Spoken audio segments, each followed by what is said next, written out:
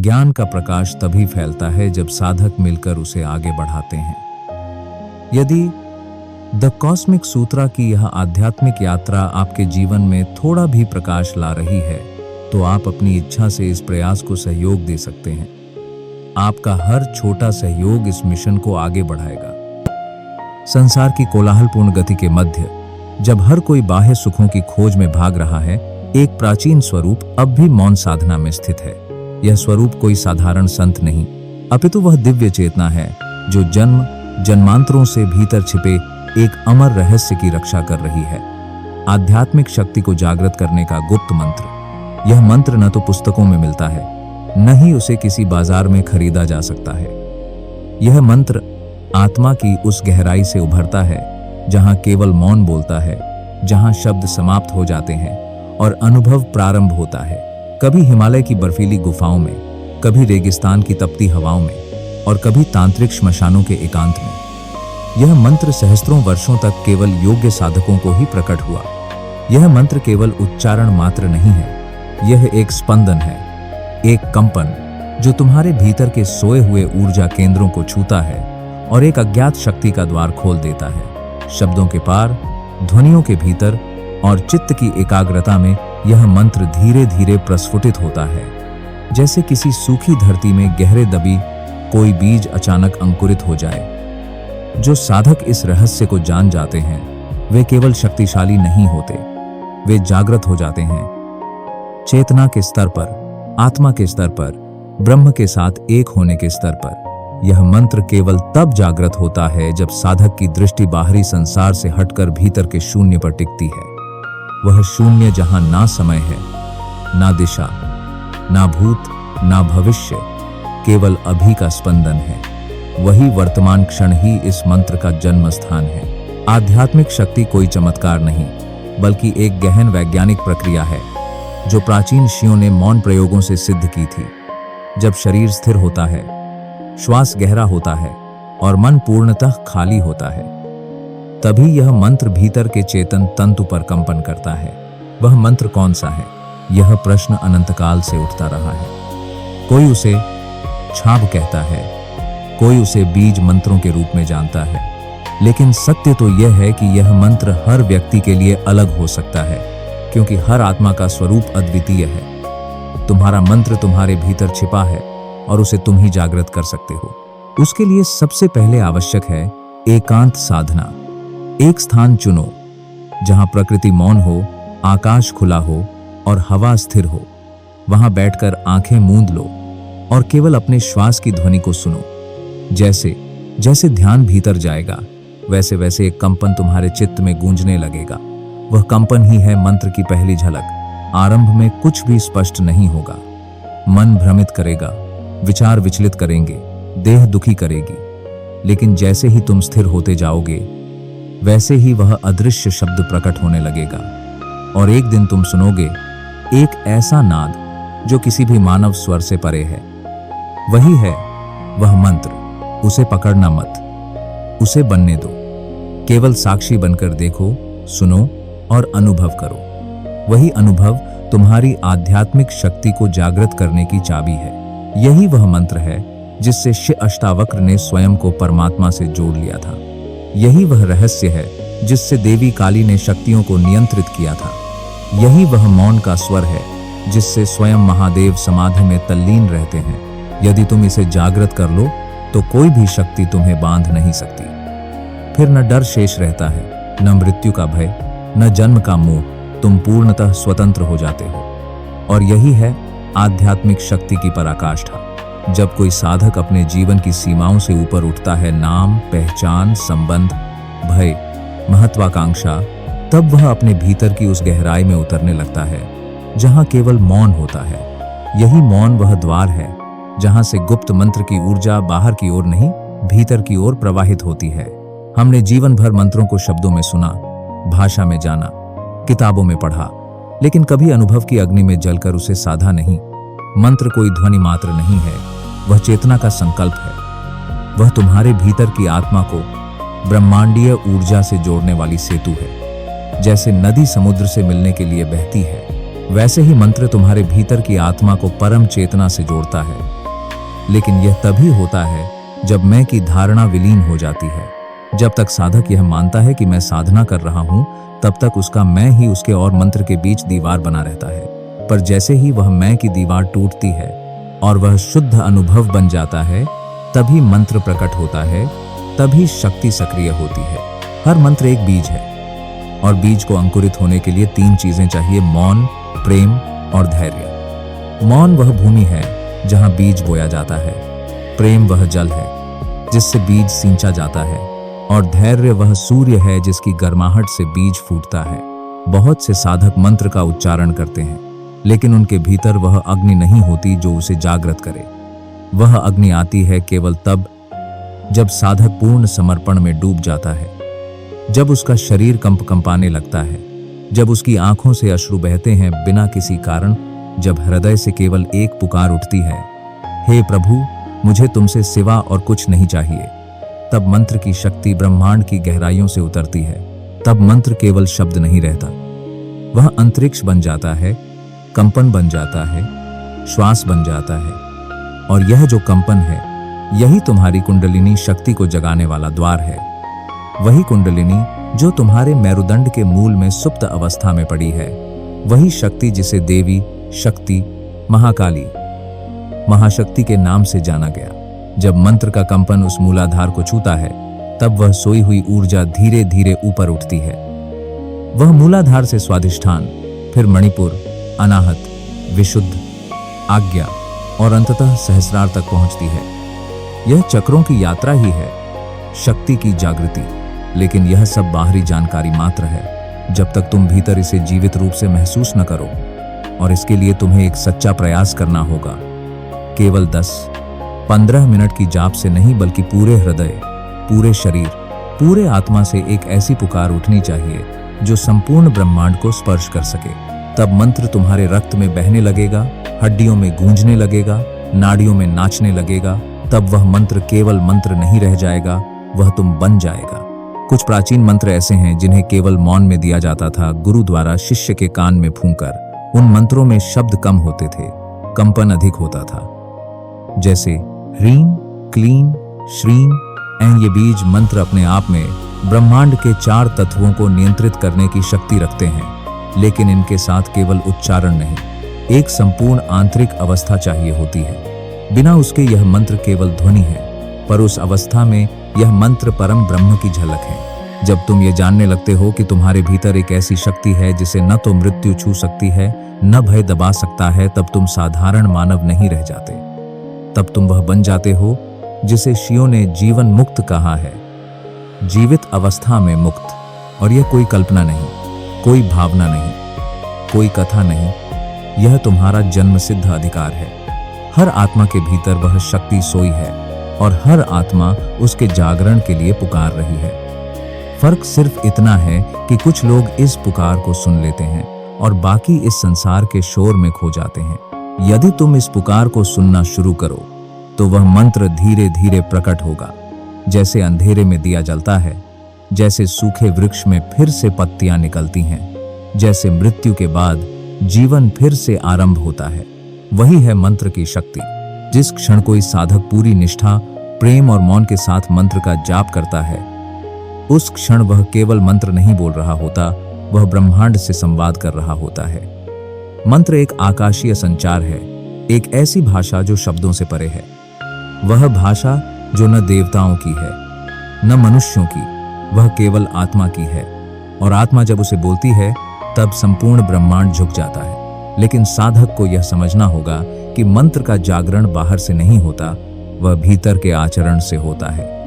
एक गुप्त मंत्र केवल तब कार्य करता है जब साधक अपने जीवन को मंत्रमय बना देता है। इसका अर्थ है, जब तुम जागो तो वह मंत्र तुम्हारी पहली श्वास में हो, जब तुम भोजन करो तो उसमें वही भाव हो, जब तुम मौन में जाओ तो मंत्र की ऊर्जा तुम्हारी अंतरात्मा में नृत्य कर रही हो। मंत्र के साथ अहंकार नहीं चलता, मंत्र के साथ केवल श्रद्धा और समर्पण चलता है। क्योंकि मंत्र कोई तंत्र नहीं है जिसे तुम बस दोहराकर कुछ पा लो, वह एक जीवित शक्ति है जिसे केवल प्रेम और निष्कलंक हृदय ही जगा सकता है। जब एक साधक अपने जीवन की हर गतिविधि को साधना बना देता है, तब मंत्र स्वतः जागृत होने लगता है। जैसे एक गुप्त मंत्र है, ऐ ह्रीं क्लीं चामुंडाय विच्चे। यह मंत्र एक शक्तिशाली देवी मंत्र है, पर इसे केवल बार बार बोलने से कुछ नहीं होता। जब साधक अपनी चेतना को देवी स्वरूप में ढालता है, जब वह हर स्त्री में मां को देखता है, जब वह हर पीड़ा को करुणा से देखता है, जब वह अपने भीतर की हिंसा को त्याग कर पूर्ण सहृदय बनता है, तभी यह मंत्र भीतर से ऊर्जा देने लगता है। प्राचीन ग्रंथों में कहा गया है कि मंत्र केवल तभी फलदायी होता है जब साधक की नाड़ी शुद्ध हो चुकी हो, यानी शरीर की 72 शून्य नाड़ियां, जो सूक्ष्म ऊर्जा मार्ग हैं, जब वे स्वच्छ और जागृत होती हैं, तभी मंत्र की शक्ति उन मार्गों से बह सकती है। अन्यथा वह ऊर्जा भीतर ही अटक जाती है और साधक थक जाता है। नाड़ी शुद्धि का एक सरल तरीका है प्राणायाम और ब्रह्मचर्य। प्राणायाम से श्वास नियंत्रित होती है और श्वास के नियंत्रित होते ही मन भी नियंत्रित होता है। ब्रह्मचर्य से उस शक्ति का संचय होता है जो सामान्यतः इंद्रियों में व्यर्थ बह जाती है। यह दो बातें जब साधक अपनाता है, तब वह एक जीवित मंत्र बन जाता है। उसका मौन भी मंत्र होता है, उसकी दृष्टि भी मंत्र होती है। अब समझो, हर मंत्र एक तरंग है। जैसे समुद्र की लहरें आती हैं और जाती हैं, वैसे ही मंत्र की तरंगें तुम्हारे चेतन और अचेतन मन को छूती हैं। पर यदि तुम विचारों की हलचल में उलझे हो, तो वह तरंगें टूट जाती हैं। अतः जब भी मंत्र जप करो, पहले अपने भीतर की लहरों को शांत करो, मन को बैठा लो जैसे एक शांत झील। तभी मंत्र की ऊर्जा उस जल पर प्रतिबिंबित हो पाएगी। कुछ मंत्र ऐसे होते हैं जिन्हें केवल रात्रि के तीसरे प्रहर ब्रह्म मुहूर्त में जपना चाहिए, क्योंकि उस समय ब्रह्मांड की तरंगें शांत होती हैं और आत्मा के द्वार खुले होते हैं। जैसे नमः शिवाय, यह केवल पंचाक्षरी मंत्र नहीं है, यह शिवत्व को जपने की कला है। जब तुम इसे पूरे प्रेम, मौन और समर्पण से जपो, तो यह मंत्र तुम्हारे भीतर की तमस को जला देता है। लेकिन एक चेतावनी भी आवश्यक है। मंत्र कोई खिलौना नहीं है, यह दिव्य अग्नि है। यदि तुम उसे खेल समझकर प्रयोग करोगे तो वह तुम्हें जला सकती है, पर यदि तुम श्रद्धा से, विनम्रता से, एक तपस्वी की तरह उसके पास जाओगे, तो वही अग्नि तुम्हें सोने की तरह परिष्कृत करेगी। अब एक गूढ़ बात, जब साधक किसी मंत्र को इतने समय तक जपता है कि वह श्वास के साथ जुड़ जाता है, तब वह मंत्र जप नहीं रह जाता, वह जीवित हो जाता है। फिर जब साधक सोता है, तब भी मंत्र चलता रहता है। जब वह बोलता है, तब भी भीतर मंत्र की ध्वनि चल रही होती है। यही अवस्था है अखंड जप की, जहां साधक और मंत्र एक हो जाते हैं। गुप्त मंत्रों में एक विशेष प्रकार की ध्वनि होती है जिसे नाद कहते हैं। यह नाद तुम्हारे भीतर एक कंपन उत्पन्न करता है और यही कंपन तुम्हारे सूक्ष्म शरीर में परिवर्तन लाता है। यह परिवर्तन इतना गहरा होता है कि धीरे धीरे तुम्हारा चेहरा बदलने लगता है, दृष्टि में तेज आ जाता है, वाणी में गुरुत्व आ जाता है। यह सब मंत्र की कृपा है। यदि तुम अपने जीवन में इस शक्ति को जागृत करना चाहते हो, तो आज से ही एक नियम बनाओ, एक मंत्र को चुनो और उसे जीवन बना लो। कोई दिखावा नहीं, कोई जल्दी नहीं, केवल मौन, प्रेम और निरंतरता। और देखो कैसे वही मंत्र तुम्हें वहां ले जाएगा जहां शब्द खत्म हो जाते हैं, जहां केवल प्रकाश और शांति शेष रहती है। जब किसी साधक का जीवन मंत्रमय हो जाता है, तो उसके शरीर की कोशिकाएं मंत्र की ध्वनि को ग्रहण करने लगती हैं। यह कोई कल्पना नहीं, बल्कि एक सूक्ष्म विज्ञान है जिसे ऋषियों ने अनुभव से जाना था। वे कहते थे, जब एक मंत्र सही ढंग से, शुद्ध हृदय से और निरंतरता से जपा जाता है, तो वह व्यक्ति के डीएनए तक में कंपन पैदा करता है। यह कंपन ही है जो साधक की चेतना को धीरे धीरे उच्चतर आयामों में ले जाता है। जैसे जैसे जप गहराता है, वैसे वैसे बाह्य संसार की माया फीकी लगने लगती है। अब साधक को न दिखावा अच्छा लगता है, न भीड़ भाड़, न बाहरी प्रदर्शन। उसे केवल अंतरयात्रा प्रिय लगने लगती है। वह जान जाता है कि मंत्र के माध्यम से जो ऊर्जा भीतर उठ रही है, वही उसकी सबसे बड़ी पूंजी है। वह ऊर्जा इतनी सूक्ष्म होती है कि केवल मौन में ही उसका स्पर्श मिलता है। मंत्र जितना तुम जोर से बोलो, उसका असर उतना नहीं होता जितना भीतर ही भीतर मौन में जपो, क्योंकि सूक्ष्म शरीर केवल सूक्ष्म ध्वनियों को पहचानता है और आत्मा की यात्रा सूक्ष्मता की ही यात्रा है। अब इस मंत्र ऊर्जा को जागृत करने के 3 रहस्य जानो। 1. मंत्र का प्राण प्रतिष्ठा करना। मंत्र कोई मृत शब्द नहीं है, परंतु वह तब तक सुप्त रहता है जब तक तुम उसमें प्राण नहीं भरते। जैसे मूर्ति में प्राण प्रतिष्ठा होती है, वैसे ही मंत्र में भी प्राण प्रतिष्ठा का अर्थ है उस मंत्र को इतने भाव, इतनी आस्था, इतनी करुणा, इतनी अग्नि से जपना कि वह मंत्र तुम्हारी आत्मा से जुड़ जाए। जब ऐसा होता है तब मंत्र साधक को चुन लेता है, तब वह मंत्र तुम्हारे भीतर बोलता है और तुम श्रोता बन जाते हो। 2. मंत्र की चतुर्दिक रक्षा करना। प्राचीन ऋषि कहते थे, मंत्र की रक्षा वैसी ही करनी चाहिए जैसे कोई गर्भवती स्त्री अपने गर्भ की करती है। इसका अर्थ यह है कि जब तुम किसी गुप्त मंत्र का जाप करते हो तो उसे व्यर्थ में किसी को न बताओ, न दिखाओ, न उसका दिखावा करो। वह मंत्र एक बीज है जिसे तुम्हारे मौन और संरक्षण में ही अंकुरित होना है। जैसे ही तुम उसे लोगों के सामने रख दोगे, वह शक्ति छिन्न हो जाती है। 3. मंत्र के साथ अनुरूप जीवन। मंत्र केवल झपने की चीज नहीं, वह जीने की चीज है। यदि तुम शिव मंत्र का जाप कर रहे हो तो तुम्हें अपने भीतर शिवत्व लाना होगा, शांति, क्षमा, वैराग्य, गहराई। यदि तुम मां दुर्गा का मंत्र ले रहे हो तो तुम्हें अपनी चेतना में शक्ति, करुणा और संरक्षण लाना होगा। यदि मंत्र की ऊर्जा किसी जीवन से मेल नहीं खाती तो वह ऊर्जा उलझ जाती है। इसलिए मंत्र के साथ जीवन को ढालना सबसे बड़ा तप है। अब जानो, हर मंत्र के पीछे एक ध्वनि पुरुष होता है। वह मंत्र केवल शब्द नहीं, वह एक सूक्ष्म रूप है जो किसी दिव्य सत्ता का प्रतिनिधि है। उदाहरण के लिए गंग गणपते नमः। इस मंत्र के पीछे गणपति की वह चेतना है जो विघ्नों को हरने वाली ऊर्जा है। जब तुम इस मंत्र का शुद्ध हृदय से जप करते हो तो केवल शब्द नहीं, बल्कि गणेश की चेतना ही तुम्हारे जीवन में प्रवेश करने लगती है। तुम्हारे मार्ग की बाधाएं स्वयं हटने लगती हैं, विचारों की उलझनें स्पष्ट होने लगती हैं। प्राचीन मंत्रों में से कुछ इतने गुप्त और शक्तिशाली हैं कि उन्हें केवल गुरु परंपरा में ही दिया जाता था। उदाहरण: त्रिपुर सुंदरी मंत्र, नरसिंह कवच, काली महामंत्र आदि। इन मंत्रों को केवल दीक्षा के बाद ही दिया जाता था, क्योंकि इनमें इतनी ऊर्जा होती है कि यदि साधक तैयार न हो तो वह उस ऊर्जा को संभाल नहीं सकता। परंतु आज के समय में जब लोग केवल फल के लिए मंत्र जपते हैं, बिना तैयारी, बिना आचरण, तब मंत्र केवल बाहरी आवरण बन जाता है। और जब मंत्र से उसकी पवित्रता छिन जाती है तो वह निष्क्रिय हो जाता है। इसलिए तुम यदि सच में मंत्र से शक्ति प्राप्त करना चाहते हो तो अपने जीवन को पवित्र बनाओ। सरलता, मौन, सेवा, संयम और ध्यान, यही मंत्र के लिए पात्रता है। अब एक और गूढ़ रहस्य मंत्र तुम्हारी असली पहचान को प्रकट करता है।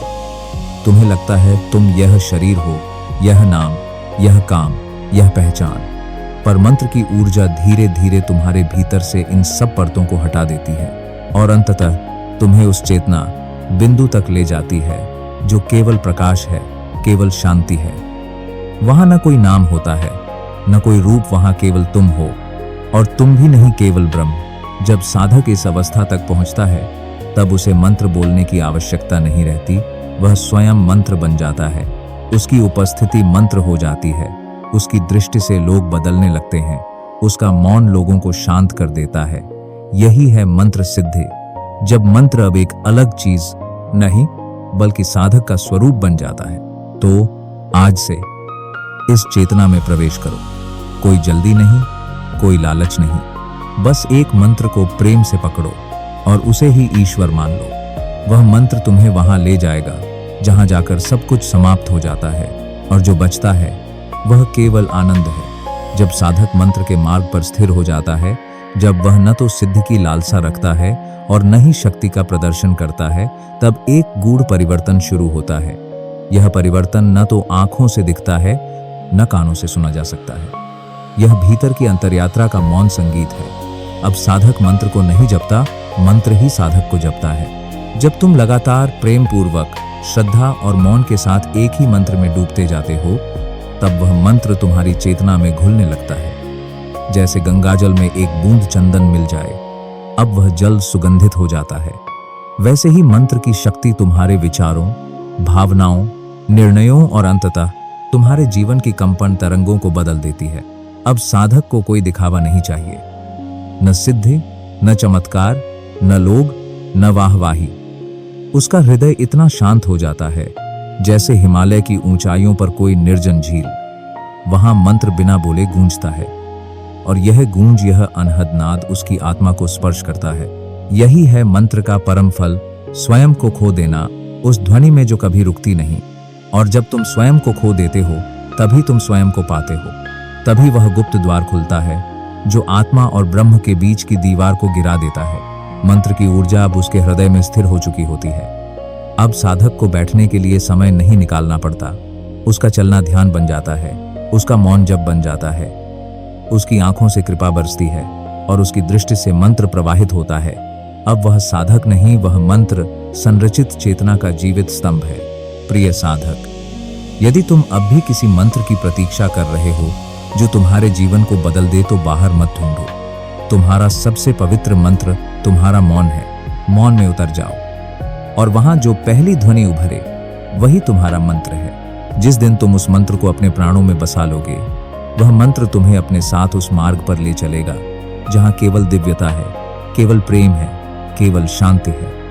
और अंततः वह मंत्र तुम्हें तुम्हारे मूल स्वभाव से मिला देगा, जो सदा से था, जो सदा रहेगा, शुद्ध, निर्मल, अमर आत्मा। यही है मंत्र की अंतिम उपलब्धि, जब तुम स्वयं मंत्र बन जाओ। शांति, शांति।